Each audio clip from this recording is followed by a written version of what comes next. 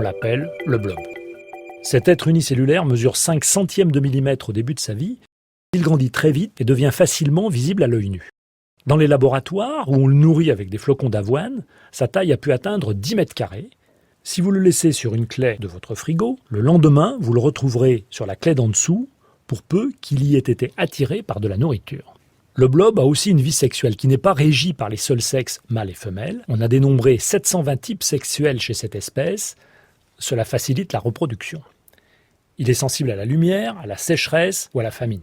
Le blob affiche aussi des capacités d'apprentissage. Imaginez, on place un blob d'un côté d'une petite passerelle au bout de laquelle se trouvent des flocons d'avoine qu'il adore. Sur la passerelle, on met du sel qu'il déteste. À la première tentative, il va hésiter pour finalement traverser lentement la passerelle et déguster ses flocons d'avoine. À la seconde, il va plus vite et à la cinquième, il fonce. Le blob est capable de transmettre son expérience alimentaire à des congénères naïfs avec lesquels il a fusionné. Cette capacité d'information persiste même si l'informateur a été mis en dormance, ce qui a fait parler de mémoire.